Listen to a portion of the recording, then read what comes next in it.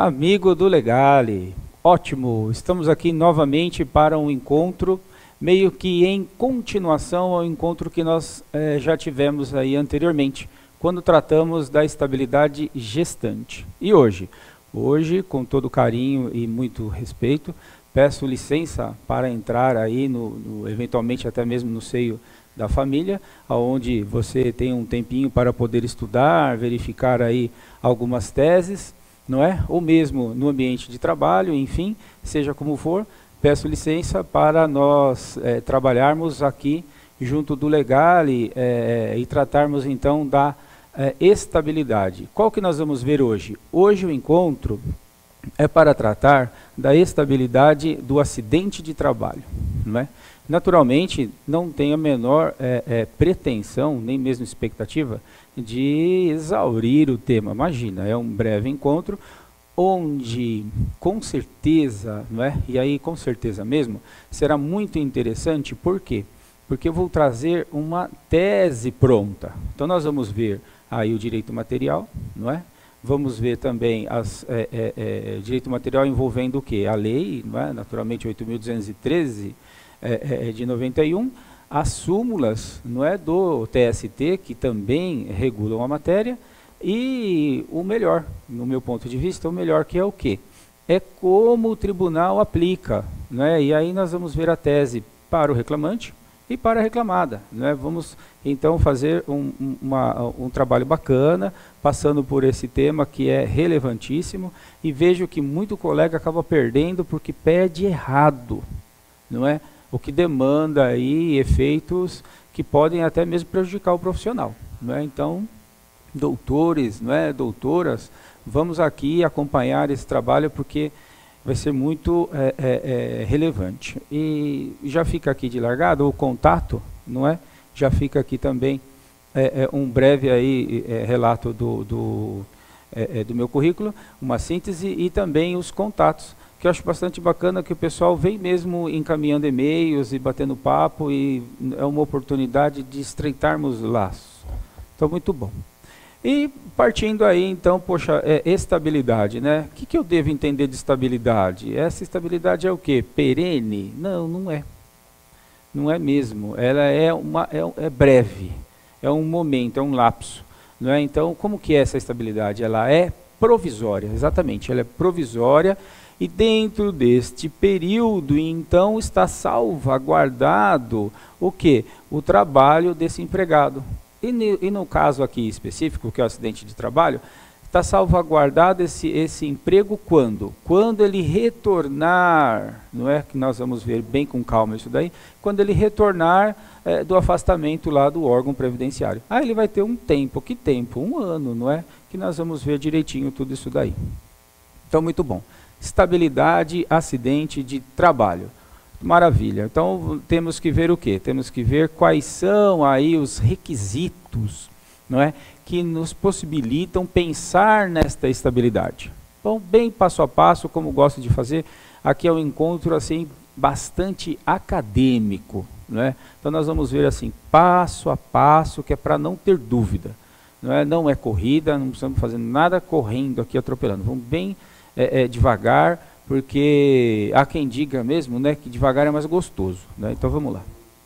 Requisitos: ter ocorrido um acidente de trabalho ou doença a ele equiparado. Então, olha, isso é bastante bacana, nós vamos desenvolver isso daí. Porque o acidente de trabalho, no primeiro momento, é fácil de enxergar, né? Mas e essa doença a ele equiparado, não é? O que está envolvendo essa doença? Doença ocupacional, não é? O equiparado, o que é esse acidente de trabalho equiparado, né? Então, ótimo. Depois, ter o empregado recebido auxílio-doença. Será que precisa mesmo receber o auxílio-doença para ter direito à estabilidade? Não é? Mas está aí como um requisito. E terceiro, ter obtido alta médica. De quem? Lá do médico do convênio? Não, do órgão previdenciário. E súmula 378 é quem está falando isso. Por quê? Porque eu não falo nada. Aliás, eu não existo. Eu não estou nem aqui, vamos colocar dessa forma, né? Então, o que é isso aqui? Isso aqui é um estudo, não é, do que nos traz a legislação. Aí nós vamos encaixando a necessidade do nosso cliente nos requisitos. Então vamos lá. A súmula 3782 diz aí, ó, são pressupostos, ou seja, eu preciso ter isso em mãos, é um pressuposto do quê? Para a concessão da estabilidade, o afastamento superior a 15 dias e a consequente percepção, né, recebimento do auxílio doença acidentário, salvo se constatada após a despedida, ou seja, após a rescisão, doença profissional que guarde relação de causalidade com a execução do contrato de emprego. Então, esse termo salvo, não é, para nós advogados, ele é um sol, se você gosta de sol, praia, tal, então ele é um sol maravilhoso. Agora, se você gosta de inverno, esse salvo aqui é assim uma tempestade de neve, então que você gosta, né? Então é o salvo. O que é o salvo? O salvo é onde nós vamos nadar. Esse é o salvo. Toda lei que nós estudarmos, a hora que tiver salvo, grifa. Por quê? Porque é ali que você vai desenvolver o raciocínio. Porque na regra não dá, na regra todo mundo vai, então a gente tem que saber trabalhar. Então, trazendo aqui, nós vimos os requisitos então, e essa questão do salvo, não é, que está relacionado à doença profissional, que são as doenças ocupacionais, que nós vamos ver bem divididinho. Não é? Maravilha. Primeira parte aqui, o acidente de trabalho. Onde está isso daí? Está lá no artigo 19 da Lei 8.213, não é, de 91, que fala o quê? O acidente de trabalho, como a gente já havia colocado no comecinho, é aquele que está mais presente, assim, mais fácil de enxergar. Por quê? Porque esse daí ocorre aonde o acidente de trabalho? Dentro da empresa, não é? Durante a jornada de trabalho. Então ele é flagrante. Não há muito que se discutir, que se pensar, se imaginar. Ele está ali, sob os olhos do empregador. Então o acidente de trabalho é esse daí. E a legislação previdenciária, não é, o direito do trabalho, ele se limita a garantir ao empregado apenas, e dar a estabilidade ao empregado apenas para aquele que sofre o acidente de trabalho típico, que é esse que nós estamos vendo, que é o acidente de trabalho que ocorre aos olhos, né, ali dentro da empresa, nos olhos do empregador, ou ele abre um espaço, ele, que eu digo a legislação, abre um espaço para ir além, estende essa garantia além, para alcançar o quê? As doenças ocupacionais e o acidente de trabalho no trajeto, por exemplo, não é? Estendendo esta estabilidade, alcançando então outras circunstâncias ensejadoras de estabilidade em decorrência do acidente de trabalho, mas que não é esse típico, não é? Como já colocado aqui.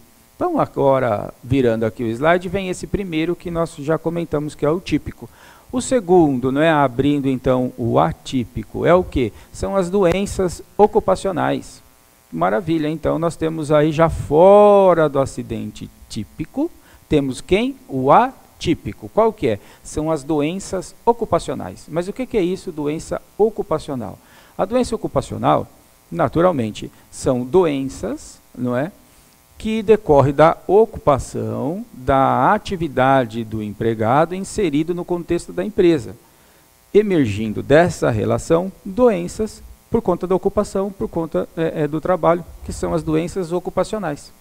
E elas se dividem, elas contam com duas espécies. Ou bem, a doença ocupacional é de origem profissional, ou ela é de origem, o quê? Doença do trabalho. Então nós temos duas, ou bem ela é uma doença profissional, ou uma doença do trabalho. Em regra, nas petições iniciais, nós vemos tudo misturado. O colega não distingue se a doença é profissional ou é do trabalho. Ele empurra tudo para o perito. Está errado? Não, não está errado. Até como num outro encontro de petição inicial, onde nós gravamos aqui no Legale também, trabalhamos a ideia de que a petição inicial tem que ser um negócio meio obscuro. Então eu acho interessante mesmo a colega aí na petição inicial não ficar abrindo muito, não é? Ficar explicando. Não precisa isso. Mas você como profissional deve saber, não é? Até mesmo porque, poxa, você vai fazer entrevista com o cliente, você vai se manifestar em audiência, não é? Então, como nós já colocamos em outros encontros, é no detalhe, não é? É no detalhe, ali é na fração de segundo que o colega profissional do outro lado, ou mesmo o juízo, vai perceber, não é? Se você sabe o que você está falando ou não, não é? Então, muita atenção aí. E o outro, que continua aí, o atípico, tudo a ver aí com as doenças ocupacionais, vem fazer o quê? Vem tratar o quê? Da concausa. Então, o que é a concausa? Concausa, né? Então, eu preciso ter uma causa inicial e uma outra para do conjunto de causas, com causa, do conjunto de causas, emergir ou não um acidente de trabalho atípico. Então, como seria isso? Olha só. Então, vamos dizer que o nosso cliente lá na petição inicial, o reclamante ou a reclamante, ela já conta com uma doença degenerativa, não é? Então, muito bom. De qualquer forma, o nosso cliente vai desenvolver aquela doença, trabalhando ou não, não é? Então, independente de estar trabalhando ou de já estar com a vida ganha e não precisar trabalhar, ela vai desenvolver aquela doença. Mas, no nosso caso, essa pessoa trabalhou. E por conta do trabalho, acelerou essa doença degenerativa. Então, ela já tinha doença degenerativa. E o trabalho fez com que se acelerasse a degeneração. Isso é um conjunto de causas que podem ou não emergir para um acidente de trabalho atípico, decorrente de uma doença ocupacional, que por sua vez pode ser doença profissional ou doença do trabalho. Quem vai falar se é uma, se é outra, se tem mesmo a concausa, e se essa concausa é profissional ou ela é uma doença do trabalho? Quem é? É um tal de perito. É ele que vai falar. Muito bom? Muito bom. E o juiz? Está obrigado a ir na do perito? Não. O juiz não está obrigado a ir na de ninguém. Por isso que, quando perder, não é? A colega pelo reclamante, e o da reclamada também, perdendo, sucumbindo, tem que saber trabalhar na instrução para colher do depoimento da reclamante se ela fazia tal atividade mesmo, não é? E tentar explorar e se contrapor ao laudo na instrução. Porque eventualmente você pode até perder, mas depois tem elemento para virar no tribunal. E muito interessante, nós vamos ver aqui um caso, quando formos falar do acidente de trabalho itinere, porque tem esse também, né? Nós vamos ver o quê? Uma verdadeira aula processual, né? Muito interessante. Então, este encontro ele não se limita a discutir, em que pese breve o encontro, ele não se limita a discutir o direito material frio do acidente de trabalho, não. Porque percebo que nós, de fato, conseguimos aprender alguma coisa quando nós fazemos aí o casamento, não é? O que é o casamento? A instituição prevista lá no direito civil? Não. O casamento aqui que eu estou me reportando é o quê? É justamente juntar, unir o processo do trabalho com o direito do trabalho. E aí sim, como uma engrenagem, por isso que estamos trabalhando, aí como uma engrenagem, entender o funcionamento da máquina, não é? Então é nesse caminho. Muito bom. Virando novamente a página, vamos falar então especificamente das doenças ocupacionais. Qual que é a primeira dela? A doença profissional. Muito bom. O que é esse negócio de doença profissional? Doença profissional é uma doença que só o profissional, por isso doença profissional, que só o profissional específico daquela função pode desenvolver. Qual que é o exemplo que está aí no quadro? É o do soldador. Quem é o soldador? Imagina você na sua casa, aquele portão gigante de 10 de comprimento por 5 de altura, de ferro gigante aquilo lá. Tudo foi o quê? Soldado. Então o soldador fica com aquele negócio aqui, soldando, soldando, soldando. Não é? E aquilo solta uma luz muito forte, não é? Mesmo com a proteção, ele vai trabalhando ali soldando, não tem jeito. Vai haver o quê? Um prejuízo para a visão desse profissional. Por isso, então, que o soldador, ele pode vir a desenvolver o quê? Catarata. Mas por quê? Porque é específico da função dele. Não é? Imagina esse soldador trabalhando num galpão. Então ele sim está trabalhando na solda direta. E os ajudantes e um outro que está trabalhando no mesmo espaço, mas que não soldador.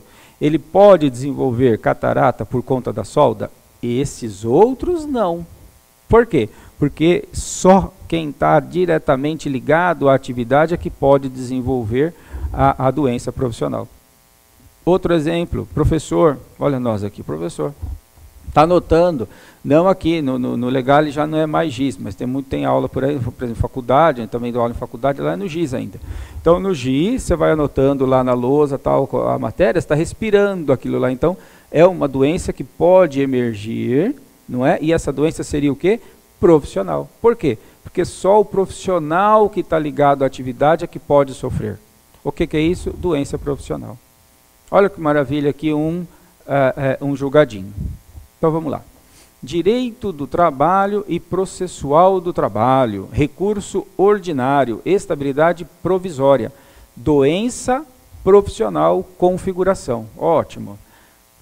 Começa o julgado. Se o nexo causal entre a doença adquirida, equiparada por força de lei a acidente de trabalho, e que as condições de trabalho restou reconhecido nos autos, não só pelo perito do juízo, como também pelo órgão previdenciário, ou seja, o reclamante teve afastamento, que detém competência para tanto, preenchido pressuposto para a garantia de emprego com obtenção do auxílio doença acidentário, olha lá, espécie 91, não é? 31, espécie 31 é só doença.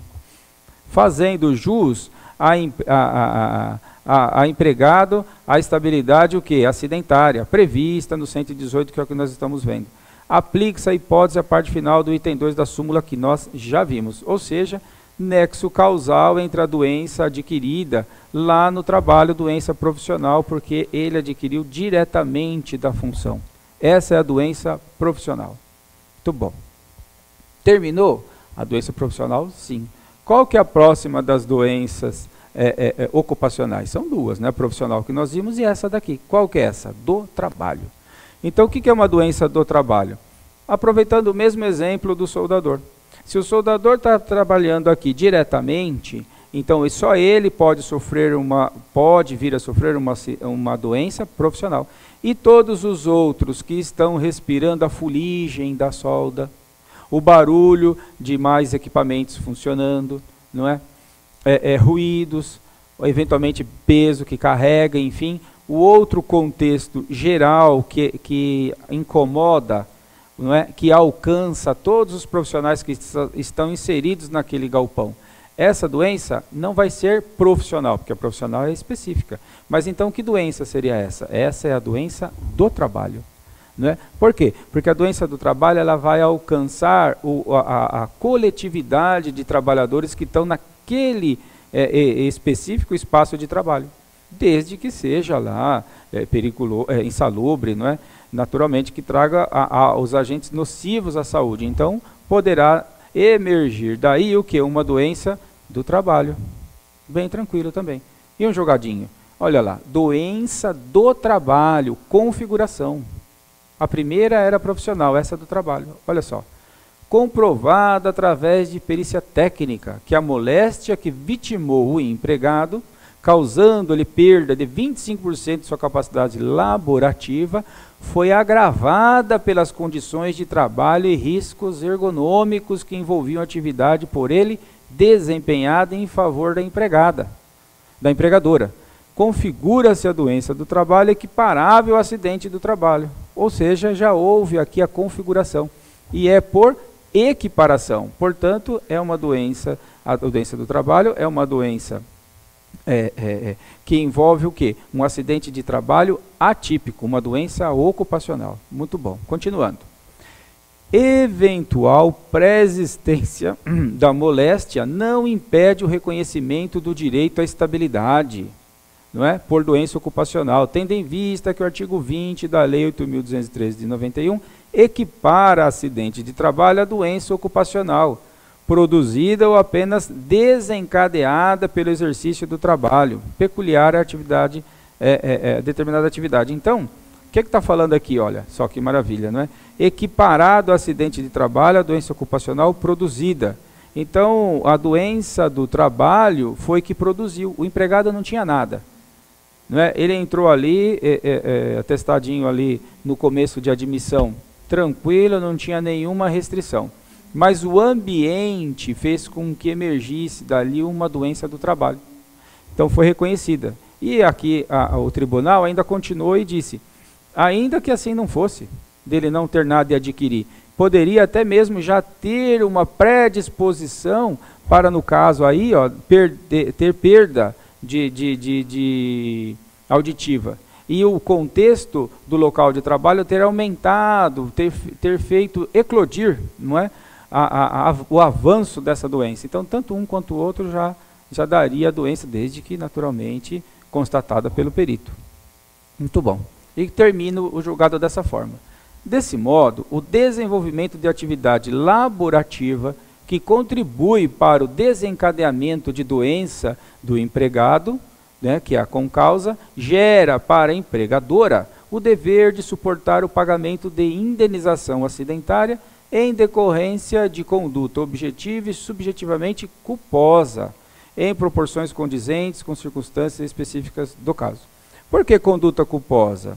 Né? Deveria o empregador se atentar às normas de segurança e medicina do trabalho, não é? Mas, em regra, o empregador brasileiro não está muito atento a isso, não.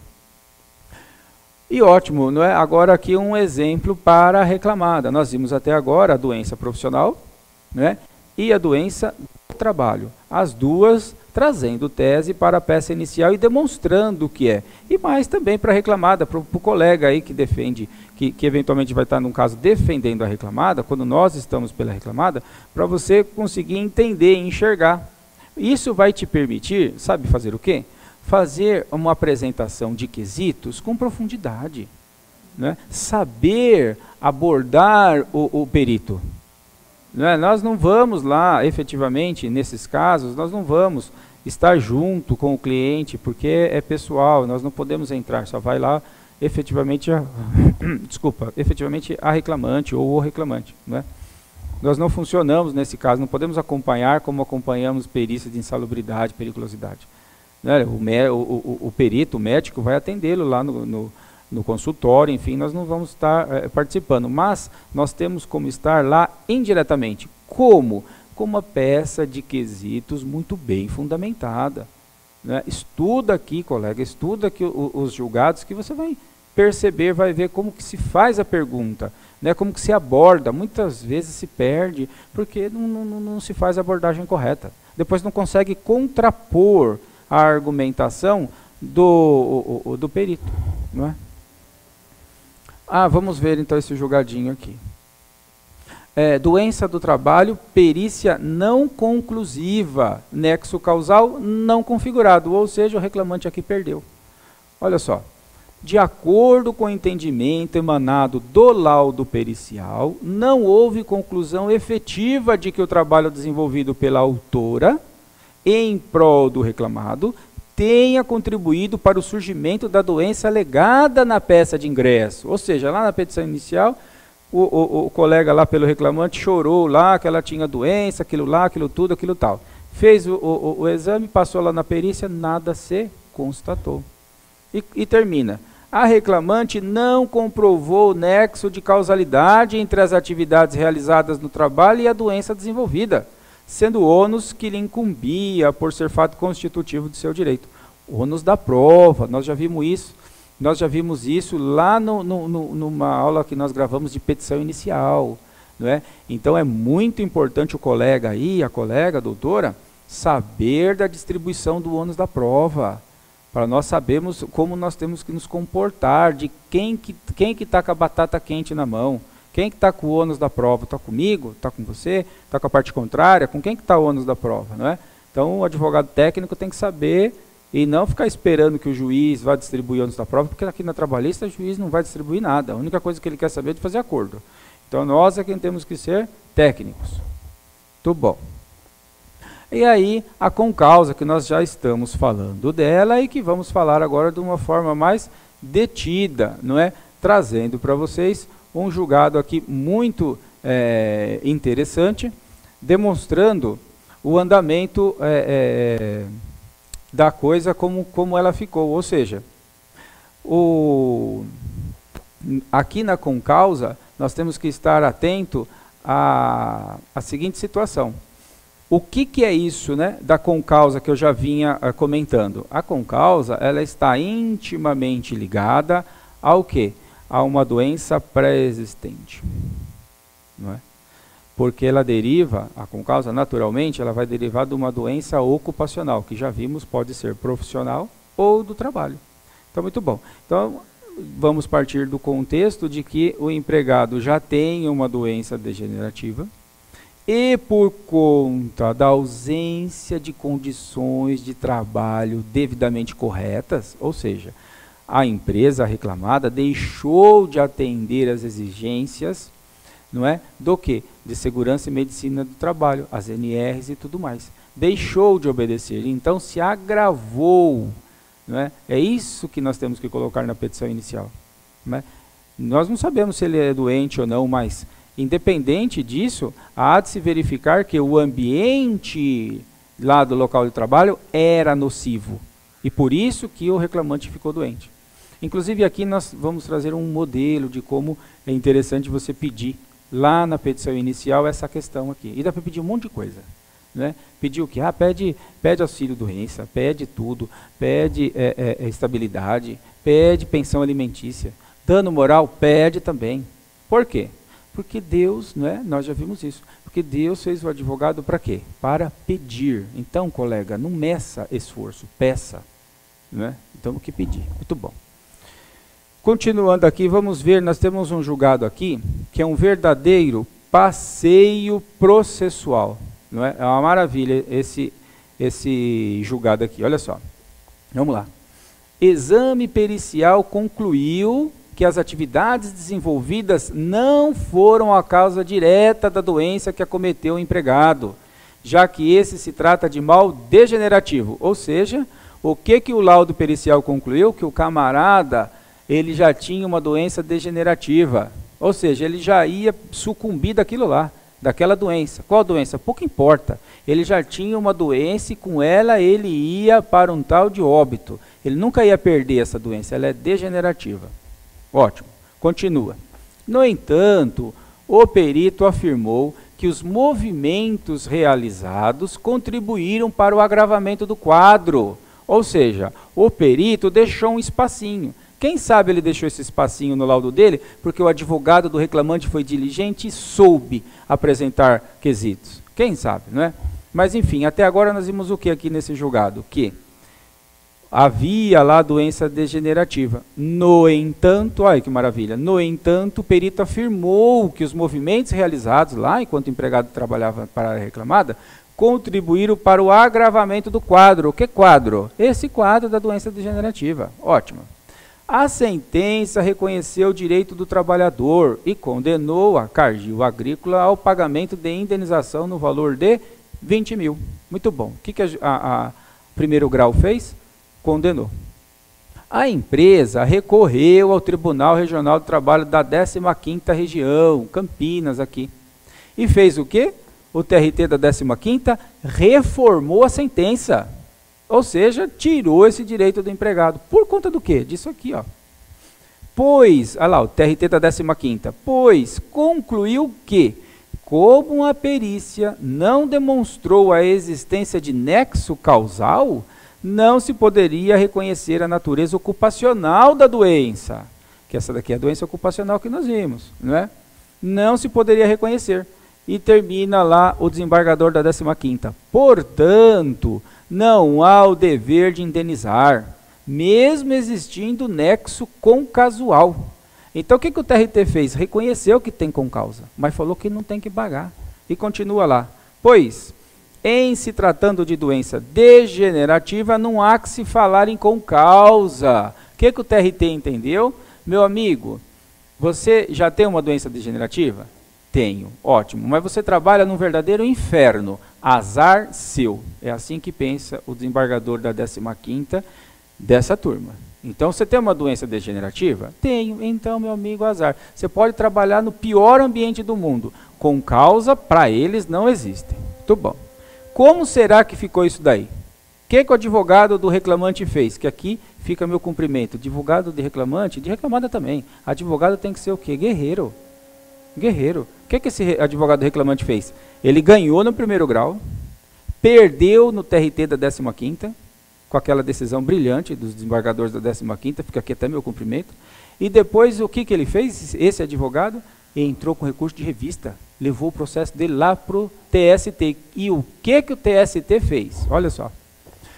O recurso de revista do empregado foi processado na segunda turma, lá do TST, que de forma unânime lá no TST reformou a decisão do regional e restabeleceu a sentença. Olha que maravilha. Isso que é advogado. O camarada ganhou na vara do trabalho, perdeu no tribunal, levou o processo para Brasília, tornou ganhar. E disse o relator, não é, ministro lá do TST, ministro Roberto Freire Pimenta, não é, adotou o posicionamento recorrente do TST no sentido de que, nos casos envolvendo doença ocupacional, o nexo concasual é suficiente para configurar o dever de reparar. Ou seja, totalmente contrário ao entendimento de quem? Lá do TRT. O ministro concluiu que, ainda que a atividade desempenhada pelo trabalhador não seja a causa única da doença que lhe acometeu, não é a única causa o fato de ele ter ficado doente, é fato que ela atuou como concausa. Ou seja, o ambiente do trabalho revela a concausa. Ele já teria uma doença degenerativa, sim. Ele já tinha uma doença degenerativa, sim. Só que o ambiente do trabalho foi o outro elemento, foi o conjunto de causas. Daí a concausa que fez com que ele se debilitasse, não é? O que é suficiente a ensejar a reparação pretendida. Muito bom, maravilha, entenderam?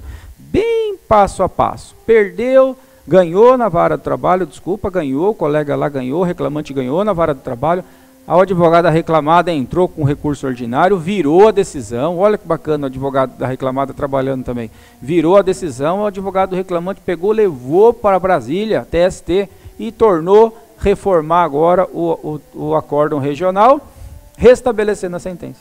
Isso é processo, que é uma maravilha. É o que há de extremamente prazeroso, é o que é o processo. Imagina uma vitória dessa, quão gratificante é para o profissional, não é?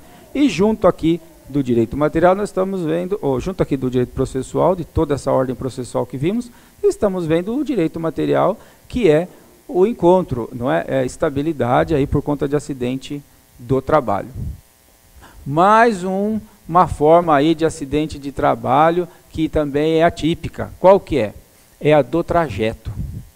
Não é só horas in itinere, não é, que dá horas extras e que dá direito material do trabalho, não é, que dá uma indenização. O que também? O acidente de trabalho no que? In itinere. É, exatamente, olha que bacana. Está onde? No artigo 21, inciso 4, letra D, da mesma lei 8.213 que nós estamos vendo. O que ela fala? Lá na letra D. No percurso da residência para o local de trabalho, ou deste para aquele, ou do local de trabalho para casa, qualquer que seja o meio de locomoção, inclusive veículo de propriedade do segurado, não é, do empregado, garante o quê? Garante uma tal de estabilidade.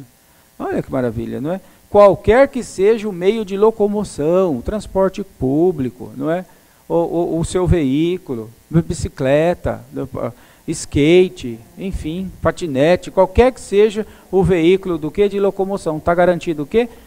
O mesmo direito que está garantido lá para o acidente de trabalho típico, que é aquele que ocorre sob os olhos do empregador. Por quê? Porque está dentro do ambiente de trabalho, está dentro da empresa. Depois as doenças ocupacionais. E agora esse daqui, o acidente de trabalho in itinere. Esse está aos olhos do empregador? Não, está longe, o empregador não está vendo. O empregado está fazendo o percurso dele lá, né? E o que é importante agora, a dica para o advogado da reclamada, advogado da reclamada que presta serviço de assessoria, né? Que está lá todo mês recebendo da advogada para trabalhar, também é muito bom, né? Muito bom esse contrato também. O que tem que fazer o advogado? Ser ligeiro, o advogado da reclamada aí. cada pouco, né, intervalo aí quadrimestral, semestral, não é? Passa lá uma ordem, né, orienta lá o empregador a regular o comprovante de endereço de todos os empregados. Para quê? Para que atualizem o banco de dados. É obrigação do empregado fornecer o endereço, mas eventualmente ele não fornece. Porque cai deixa para lá e tal, muda de residência, não informa a empresa, aí amanhã ele sofre um acidente de trabalho, fica aí o colega de mãos atadas, não é? Então, é interessante provocar isso aí também. Outra dica, aqui só tem dica, não tem bola perdida aqui, não é muito bom. Vamos ver aqui um julgado aí, então, de acidente de trabalho em itinere, garantia provisória, reintegração, olha que maravilha. O infortúnio ocorrido no trajeto residência-trabalho ou vice-versa é equiparado a acidente de trabalho nos termos da fundamentação que acabamos de ver. Implementados os requisitos do artigo 18 da citada lei, considerando-se provado acidente de trabalho em itinere e o afastamento superior a 15 dias. Reconhecimento da garantia provisória de emprego, não é? E que o termo técnico correto que nós já vimos, num outro encontro de estabilidade, não é garantia, não é? O termo bem técnico mesmo é a estabilidade provisória, não é? Que a garantia de emprego ela tem uma outra relação, que nós já vimos no encontro quando falamos da gestante. Muito bom. E aqui está falando o quê? Aqui é outra aula processual. Olha que bacana. Recurso ordinário, acidente de trabalho em itinere. Então, a Lei 8.213 prevê que se equipara a acidente de trabalho o sofrido pelo segurado no percurso da residência para o local do trabalho ou desta para aquela, qualquer que seja o meio de locomoção. Isso daí é o quê? É um trechinho da lei que nós vimos. O nexo causal é indireto. Como assim o nexo causal é indireto? Preciso saber do nexo causal. Ótimo. Onde está o nexo causal do acidente típico? Por que o acidente típico, o nexo causal é direto? Por quê? Porque está dentro do ambiente de trabalho. Então, diretamente o empregador está vendo o que está acontecendo. E aqui, no itinere, o nexo causal, por sua vez, ele é o quê? Indireto. Por quê? Porque o empregador não está vendo o que se passa. Ele não está vendo o caminho que o empregado tomou. Por isso que o nexo causal, ele é o quê? Indireto. E mesmo assim, continua o desembargador lá, ele fala lá, o nexo causal é indireto, mas não exime a garantia de emprego prevista na lei. Ó, que maravilha. Mesmo o nexo causal sendo indireto. Relata que passamos alguns meses, não é? Devido ao ocorrido. Relata que passados, não é? Desculpa, alguns meses devido ao ocorrido, voltou a apresentar complicações, uma vez que houve rejeição pelo organismo da placa inserida em sua perna. O que é isso aqui? Parece conversa de bêbado. Isso aqui é o seguinte, o empregado, ele sofreu um acidente de moto voltando para a casa dele. Aí precisou fazer um enxerto lá e colocar esse negócio aí que está aqui uma placa de metal e houve o quê? Houve uma rejeição pelo organismo do reclamante daquele material que foi inserido na perna dele. Houve uma rejeição. Muito bom. Havendo necessidade de quê? Nova cirurgia em fevereiro lá de 2011. E afastado do trabalho, do labor, por auxílio doença acidentário, no período de janeiro do 11 a 1 mês 6 do 11. Muito bom. Recebendo benefício espécie 31. Ó, 31 é só auxílio doença, hein? O 91 é o que é auxílio doença acidentário que abre para as doenças ocupacionais. Não é? Retornando para exercer suas funções aí no mês 7 de 2011. Quando entende preencher os requisitos de nova garantia de emprego. Então, o que aconteceu aqui, antes da gente continuar? O reclamante aqui, ele sofreu um acidente de moto. Muito bem. No trajeto da casa dele para o trabalho. Ótimo. Sofreu um acidente de moto. Nesse primeiro acidente, ele recebeu o auxílio doença acidentário em itinere. Por quê? Porque foi flagrante que ele estava no caminho do trabalho para casa. Essa parte que está em negrito que nós estamos vendo aqui, foi no segundo momento. Quando aconteceu o quê? Quando aconteceu a questão do organismo dele afastar a peça, a placa que foi colocada na perna dele. E aí ele foi afastado pelo INSS, mas não por auxílio doença acidentário. E somente o quê? Auxílio doença. Por quê? Porque no segundo momento, para o INSS, era só uma doença. Não é? Não era mais um acidente de trabalho. Por quê? Porque ele já derivava do primeiro. O primeiro, sim, foi um auxílio doença acidentário. Por quê? Porque ele sofreu um acidente itinerante. Esse está claro. E esse segundo? Esse segundo decorreu do primeiro. Então a questão que nós colocamos aqui para vocês é o seguinte: e agora? Esse segundo, que foi da rejeição do organismo dele com relação à peça que foi colocada lá enxertada na perna dele, do reclamante, esse segundo acidente, ele vai ser um auxílio acidentário, da estabilidade e tudo, ou é só o primeiro? Né? Aí alguém aí já mais adiantado pode estar pensando, se eu tiver pelo reclamante, aí tem que ser tudo uma coisa só. E se eu tiver pela reclamada? Opa, o segundo não. O segundo não é auxílio-doença, né, acidentário. O segundo é um mero auxílio-doença. Exatamente assim mesmo que nós temos que pensar. Pelo reclamante, um caminho. Pela reclamada, outro caminho. E a decisão aqui? Qual foi a decisão do tribunal? Olha que legal. Argumenta a reclamada que o segundo benefício não decorreu de acidente de trabalho, nem guarda qualquer correlação com o benefício anterior. Qual anterior? O primeiro, que ele bateu a moto no caminho. Razão pela qual não emitida CAT, sendo simples auxílio doença previdenciário e não acidentário sob o Código 31. Está vendo só o que aconteceu? Exatamente o que a gente já tinha aí imaginado. O advogado da reclamada trilhou o caminho que tem que defender a reclamada. O advogado da reclamada não tem que ficar pensando com dó, ele tem que fazer o que é melhor para a reclamada. Melhor para a reclamada é o auxílio doença previdenciário 31, espécie 31.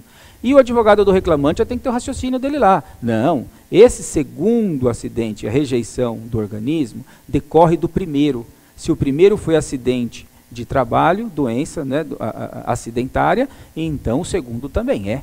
Olha aí. Então, e quem vai decidir isso? O desembargador. E o que decidiram aqui? Olha que legal.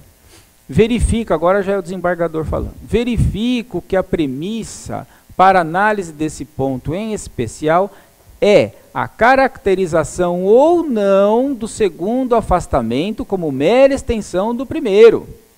E concluo que o problema de saúde acarretado pelo acidente de trabalho em itinere, lá no primeiro, não abandonou o reclamante, obrigando-o a se afastar uma segunda vez para cuidar das sequelas dali derivadas. Então, o que o desembargador falou aqui? Que é tudo uma coisa só. Ele foi, o segundo acidente, a segundo que foi o organismo rejeitar, decorre do primeiro, porque se ele não tivesse sofrido acidente de moto lá, ele não teria que estar passando por essa cirurgia agora. E aquele acidente de moto foi o itinere, um acidente de trabalho itinere, porque ele estava indo para a casa dele. Né? E termina. Sendo assim, basta um simples exercício de raciocínio lógico para que a segunda licença seja caracterizada como acidentária, tal como aconteceu com a primeira. Quem levou aqui? O advogado reclamante. Então, não tem essa, né? Já serve de tese aí. O segundo acidente decorreu do primeiro? Decorreu. O primeiro foi de espécie acidentária ou previdenciária? Foi acidentária. Por quê? Porque era em itinere, ele estava indo para a casa dele. Então, tudo que decorrer daquele acidente vai ser sempre acidente de trabalho. Não é? Muito bom. Aí mais um passo, não é? A questão do prazo determinado. Como é que eu vou interpretar esse negócio do prazo determinado aqui, do acidente de trabalho? E agora? Né? Por um tempo, e não muito tempo atrás, como é que era essa coisa do acidente de trabalho quando ocorrido dentro do contrato de prazo determinado, não é?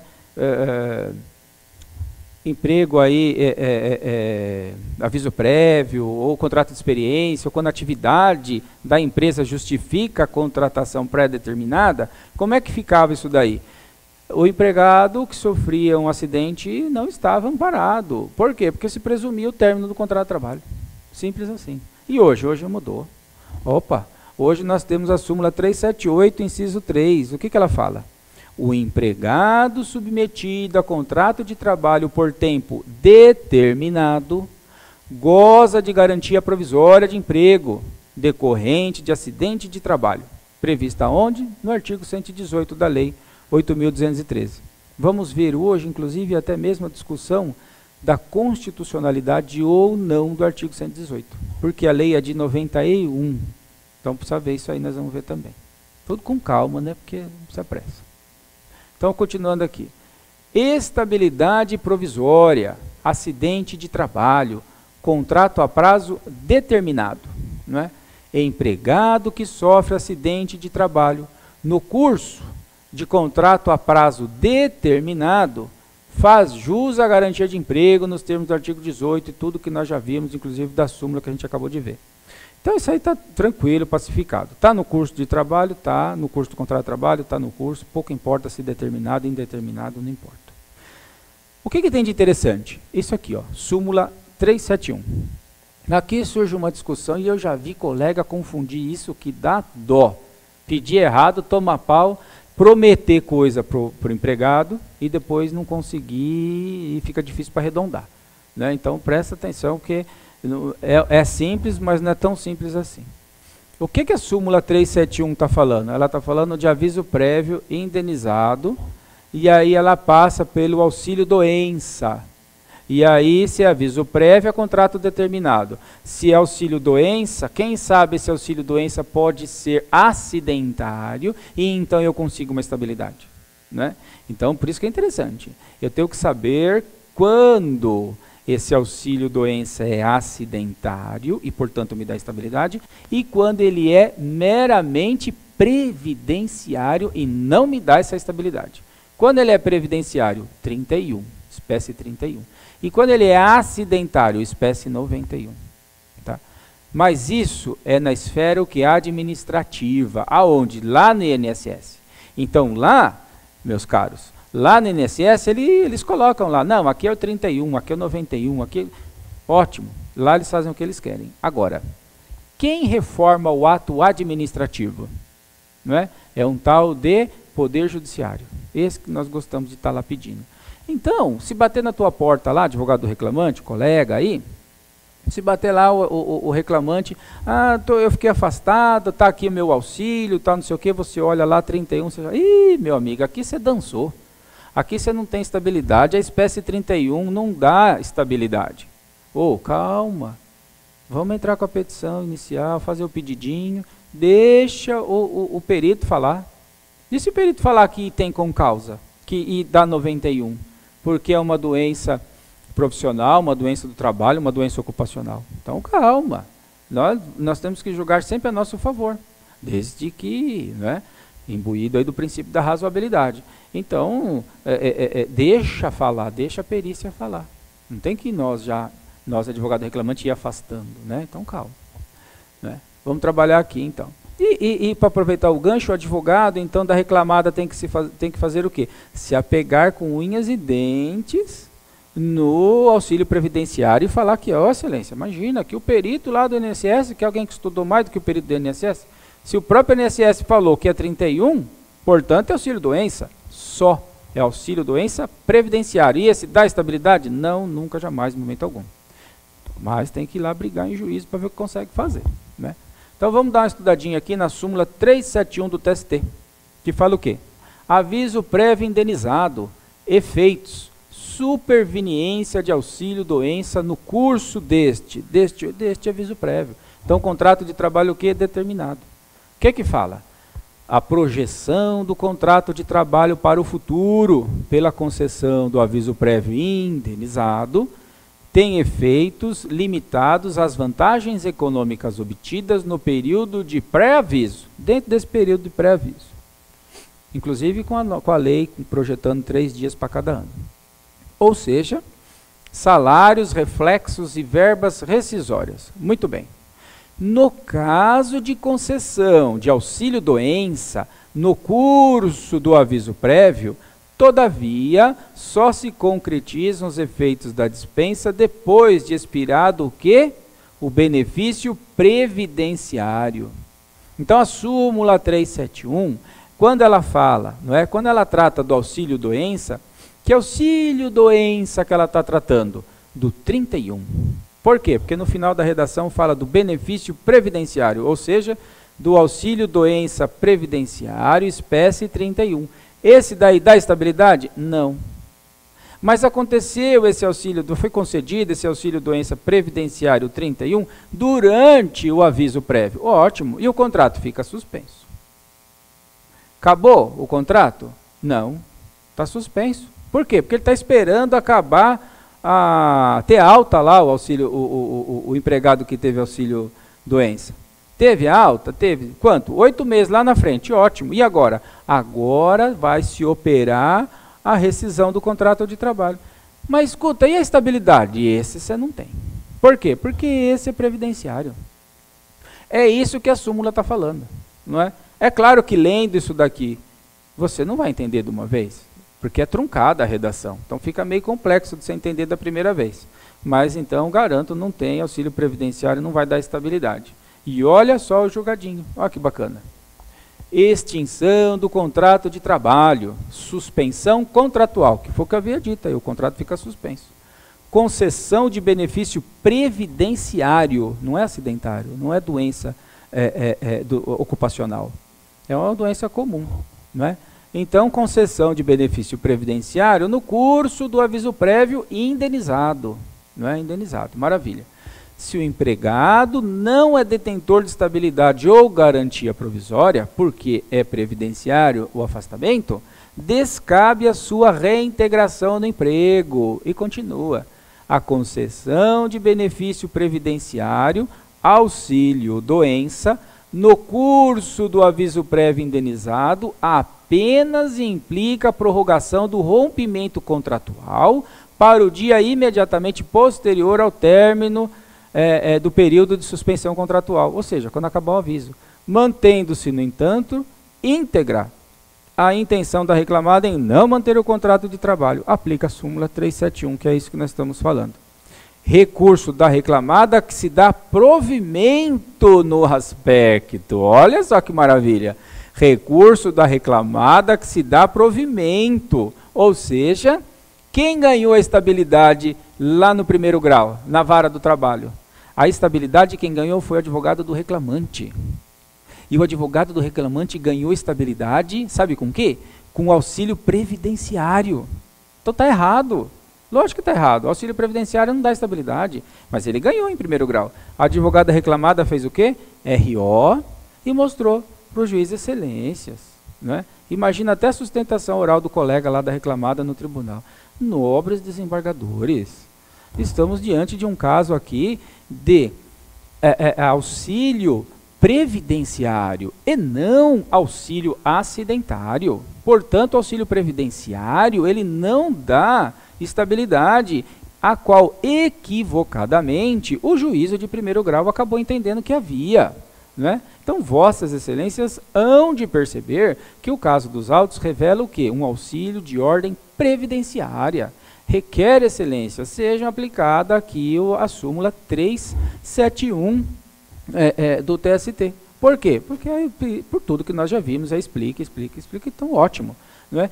E conseguiu, então, a reforma. Olha que maravilha, cumprimenta aí o colega que está advogando, que advogou no caso aqui pela reclamada, porque ele reformou a sentença. Né? E mesmo que não houvesse reformado, ele ainda tinha tese para o TST, porque está ofendendo súmula. Muito bom. Um outro caso agora, não menos interessante. Olha aqui. Auxílio doença acidentário concedido no curso do aviso prévio indenizado. Consequências. Olha só o que diz o comecinho. Auxílio doença o quê? Acidentário. O anterior é o quê?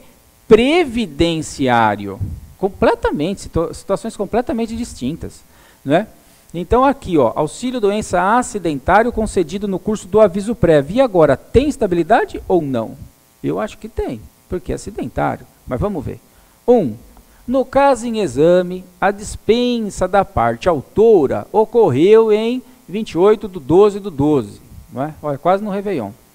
Com aviso prévio indenizado, projetando-se o contrato de trabalho até abril do 13. Olha como aumentou, 4 3 dias lá. É que o contrato permanece em plena vigência durante o prazo do aviso prévio, ainda que indenizado, artigo 489 da CLT, restando desta forma íntegra as obrigações inerentes ao contrato de emprego. A relação jurídica, embora extinta de fato, permanece produzindo efeitos, ou seja, permanece viva até o término do prazo do aviso prévio. 2. Assim, a doença decorrente de acidente do trabalho, reconhecida em momento superveniente ao recebimento do aviso prévio, superveniente, né? Depois, primeiro veio o aviso, depois é que se descobriu o doente, né? Acarreta suspensão do contrato de trabalho.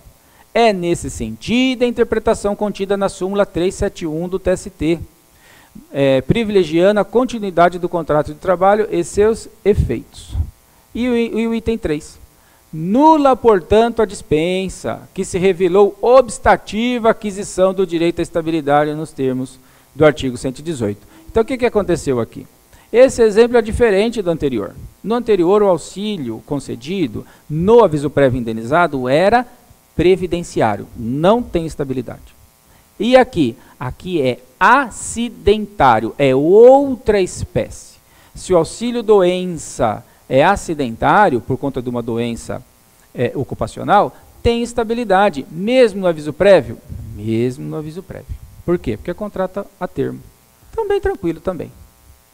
E a cessação, né? Aqui é como o namoro, né? Começa, uma hora vai acabar, né? Porque ou bem acaba porque as pessoas se separam, ou acaba porque casa. E aí, tanto lá quanto aqui, acaba o namoro, né? Então, acidentado. Né? A cessação do quê? Do auxílio doença. Quando cessa o auxílio doença? Com a alta do INSS. Né? Houve a cessação do auxílio doença. Se houve a cessação do auxílio doença, começa o quê? A estabilidade. Então a alta lá do perito, do médico lá do INSS, faz o quê? Faz cessar o benefício. Se cessa o benefício, começa o quê? Começa o período de estabilidade. Quanto? 1 ano. Super tranquilo. Onde está isso? 118, que nós já vimos bastante. Muito bom. Aí o que eu havia dito, que é a constitucionalidade do artigo 118. Né? Então aqui um doutrinador, olha aí, Otávio Bueno Magno, entende que qualquer estabilidade que não está prevista lá na CF, no artigo 7º, inciso 1, só vai valer se ela surgir no mundo jurídico por meio de uma lei complementar. E qual é o embasamento do doutrinador? É essa aqui, ó, inciso 1, lá, ó, relação de emprego, esse é lá da CF, artigo 7º.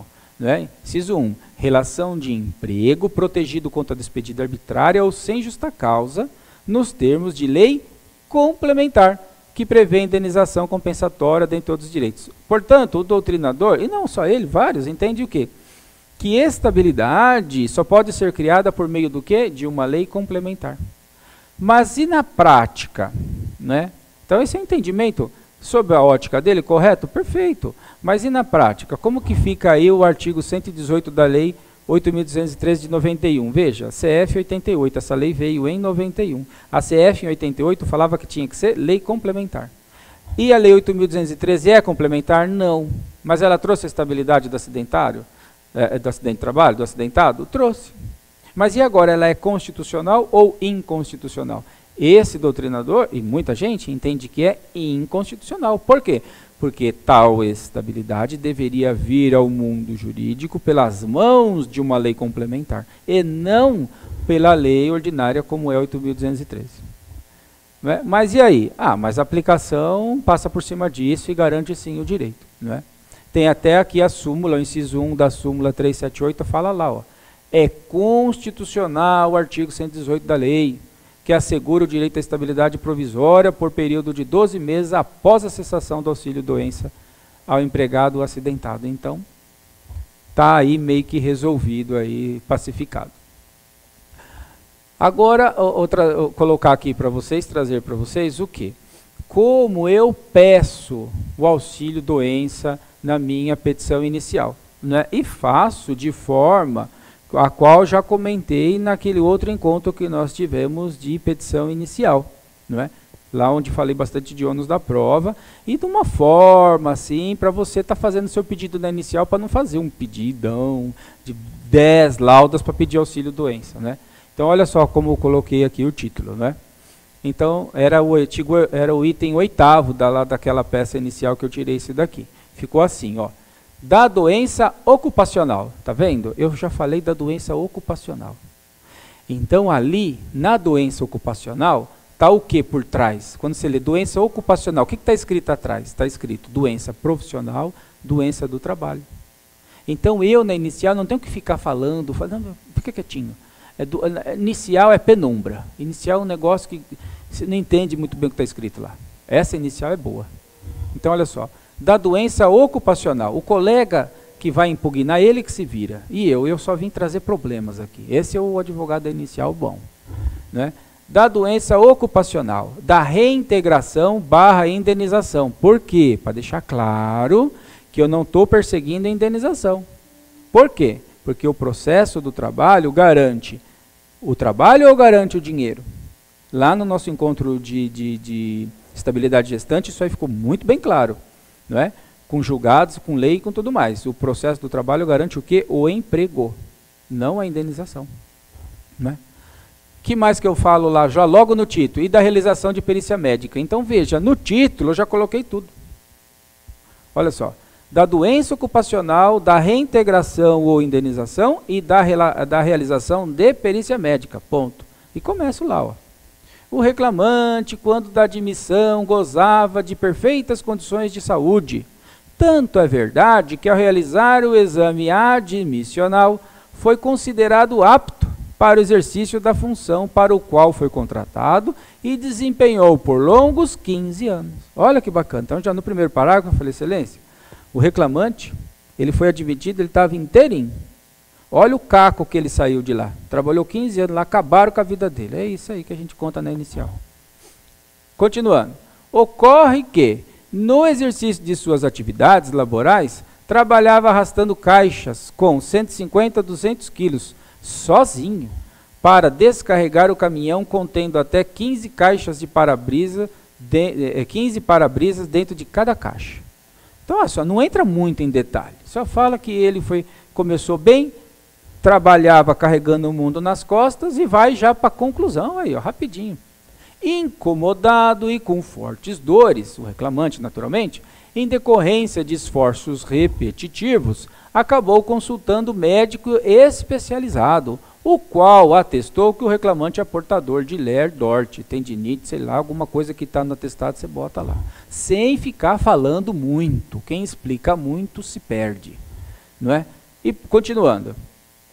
Então o reclamante, ao entregar referido atestado para a reclamada, foi o reclamante dispensado com aviso prévio e indenizado, conforme comprova o incluso comunicado do aviso, né? E ali vai para a conclusão, olha só. Salienta que, embora o reclamante não tenha sido afastado pelo INSS, temos que não há óbice à estabilidade assegurada pela lei, que é o que nós vimos. Não precisa ter sido afastado pelo INSS, não é? Muito menos receber o auxílio. Por quê? Porque o que eu estou discutindo nesse processo aqui, que já está com a perícia agendada, é o quê? É a questão da concausa. A concausa pode vir depois. Ela pode vir até no curso do aviso prévio. E se vier depois e conseguir provar no processo, que é o nosso objetivo lá naquele processo, conseguir provar que houve sim a concausa, que ele só ficou doente por causa das condições de trabalho, que eu já narrei lá, de ficar carregando o mundo inteiro nas costas sozinho, ele vai ter o quê? Vai ter todo o direito dele, né? E aqui, para concluir, eu falei, olha, nesse sentido, colocaram um julgado. Nesse nosso encontro aqui, super breve, já tem julgado interessante para você defender essa tese aqui, ó, né? E termino. Ressalta que referido entendimento já foi pacificado pela jurisprudência, nos termos da súmula que nós também já vimos aqui, a 3782. E termino. Diante de todo exposto, temos que o reclamante faz jus o quê? A reintegração no emprego, em funções compatíveis com sua condição física. Ou, olha o ou aí, ou, caso Vossa Excelência assim não entenda, que seja indenizado o período referente à estabilidade guerreada.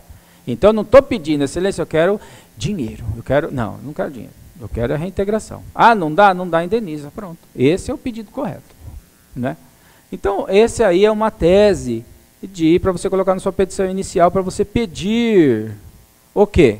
Para você pedir uma concausa, por exemplo. Né? Uma doença, a questão das doenças ocupacionais. Não precisa ficar lá, você, advogado reclamante, não precisa ficar lá colocando, aqui é doença profissional, por causa disso, daquilo, sobe. Não, aqui é uma doença do trabalho. Veja, foi o conjunto da obra. Nada disso. Petição inicial, excelência, aqui é uma doença ocupacional. O perito lá que vai falar o que é, o que não é. Mas você, se abordado, tem que saber trabalhar. E os seus quesitos? Os quesitos, meu amigo, os quesitos não é obscuro não, os quesitos tem que ser pauleira, técnico, saber fazer. Muito bom. Continuando, aí vem a questão, poxa, dano moral e isso e aquilo, dá para pedir? Eu peço. Essa minha tese, foi lá da minha peça inicial, era o item 8º. Olha o meu item 9º aqui, olha só. Responsabilidade civil. Indenização por danos morais decorrentes da doença ocupacional adquirida pelo reclamante no exercício de suas atividades laborais. E olha que legal, pede isso aqui também, ó, da pensão mensal vitalícia. Opa, trabalha lá o 950 do Código Civil e peça, meu amigo, peça sem 1 centímetro de dó, tá ok? No mínimo vai te ajudar no acordo. Que mais que dá para pedir? Em toda, hein? E aí já fica toda peça que eu acho que vale a pena pedir, quando você tiver inicial, naturalmente, né? Que eu comentei no último encontro lá, da gestante, eu falei da caixinha de maldades, né? Para você ter lá na sua caixinha de maldade, no seu drive do computador, você tem lá, das maldades. Aí você abre, já tem aquela que eu lancei, que eu te entreguei, que foi para reclamada, lá ainda para gestante. E aqui é uma por reclamante. Em toda petição sua, colega, põe isso daqui, ó. Eu vejo o pessoal pedir ofício. Não, dá uma especificada, porque empresário, ele não liga para pagar, não. Ele não gosta, mas para pagar, ele paga. Empurra para frente, aí a gente paga. Agora, se você falar de liberdade, aí ele já não gosta. Então, põe na sua peça. Você não quer que ninguém fique preso. Lógico que não, ninguém quer. Mas assusta ele.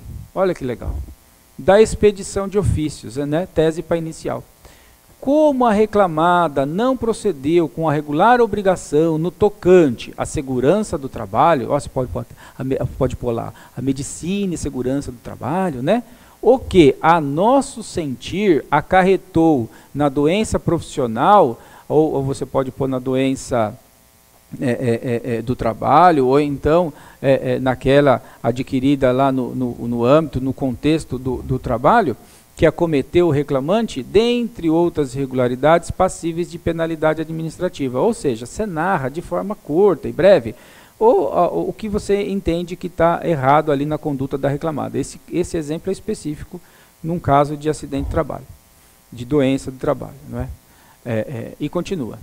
É apresente para requerer expedição de ofícios ao Ministério do Trabalho e, o mais legal, Ministério Público do Trabalho, para instauração de processo administrativo, que é do Ministério do Trabalho, e processo criminal em face da reclamada, que é o Ministério Público do Trabalho, nos termos da lei criminal. Lei criminal é lei criminal. Qual? Código Penal. Olha que bacana. Artigo qual? 203. O que está escrito lá no CP? Frustrar mediante fraude ou violência direito assegurado pela legislação do trabalho. Pena, detenção de 1 a 2 anos e multa, além da pena correspondente à violência, aí vai embora. Então, o que é legal nisso daqui? Você pode pensar assim, pô, mas o juiz trabalhista não vai julgar o crime, mas não vai mesmo. Não é isso que nós estamos pedindo. Nós estamos pedindo o que aqui? Nós estamos pedindo para o juiz de excelência, oficie o Ministério Público do Trabalho. E ele, Ministério Público do Trabalho, que tem legitimidade para mover o que de direito, um processo crime aí contra a reclamada. Não é por quê? Porque ela não cuidou da medicina e segurança do trabalho. Não recolhia o fundo de garantia de forma correta, praticou crime. Está aqui no artigo 203 do Código Penal. Frustrar mediante fraude direito assegurado pela legislação do trabalho. É o que? É crime. Não é? E se esse empresário ele já não é mais primário? Ele vê um negócio aqui, ele já assusta. Isso daqui, vamos colocar assim, enseja, sabe, assim, provoca, amolece aquele coração duro da reclamada para um acordo. Ele tende a ficar mais maleável. Dentro de uma peça com artimanhas da inicial, faz com que o empregador venha pensar com mais carinho na proposta de um acordo, não é? Então é isso aí. No fundo, nós não queremos prender ninguém, pelo contrário, nós queremos liberdade, não é? Estado democrático de direito, tudo. Mas quando nós podemos dar uma apertadinha na parte contrária, por que não? Não é verdade? Então é isso. Nós vamos aí concluindo nesse contexto, né? Aproveito, sempre que termina, aproveito aí para agradecer a paciência de vocês e nos ouvir até agora, aproximadamente aí já 1 hora, ou se não um pouco passado. Aproveito para agradecer, dizer que esse material está aí disponível, não é? Basta aí, se quiser receber em PDF, tudo direitinho, lá no começo tem o meu e-mail, só passar um e-mail, a gente bate papo, de tese, de tudo, está aí à disposição, tá ok? E para quem estiver em São Paulo, convido, venha conhecer o curso Legale, é excepcional, extremamente bem localizado, fácil de chegar de metrô, não é? E também fica o convite para as outras aulas virtual, não só minhas, como de vários professores aqui que são excelentes, vale muito a pena aprender e de uma forma assim extremamente agradável, no conforto da sua casa, tá bom? Fica aqui um abraço muito carinhoso, sucesso e até a próxima. Um abraço.